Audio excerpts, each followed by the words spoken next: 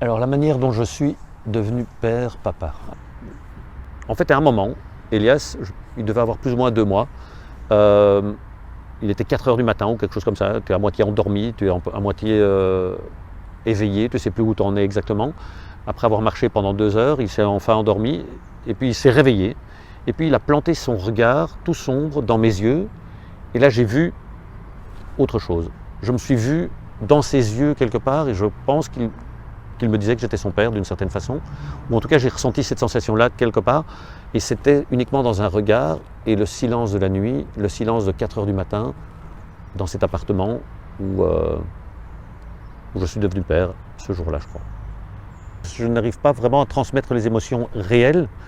Ça te change au plus profond de toi. Ça change ton identité, ça change ton être, ça change ta personne et tu n'es plus le même. Je sais qu'on m'a déjà dit que je paraissais avoir confiance en moi et être assez franc, assez dur, que ce soit dans le milieu professionnel ou même comme ça en dehors, alors qu'en fait c'est pas du tout le cas.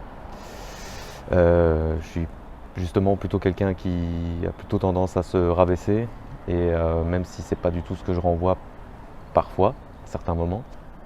Dans les relations un peu plus, je vais dire un peu plus proches, parfois ça peut être bien relou. Parce que je me prends beaucoup la tête et parfois j'interprète beaucoup les signes, les messages et voilà. C'est parfois un peu compliqué parce que j'interprète et du coup ça peut faire naître des conflits justement. Et c'est là que en même temps même si voilà, parfois j'ai tendance à être franc, là en fait je ne le suis pas du tout non plus et c'est là que c'est vraiment le plus visible, en tout cas je pense. Voici ma pièce principale, c'est mon jardin. Voilà, je travaille la terre et j'ai l'impression d'être dans lâcher prise totale parce qu'on plante une plante ici, on dit que c'est là qu'on la veut et puis elle nous explique 1 an après que c'est là qu'elle veut être. Tout est en liaison et ça va plus loin. Si tu as quelque chose en trop, c'est qu'il y a quelque chose qui ne va pas au niveau de tout. Et ça me permet de dire la globalité du corps quand il ne va pas bien, plutôt que de soigner quand on ne va pas bien, on va soigner le foie. Mais pourquoi on a mal au foie? La nourriture, pourquoi on se nourrit mal?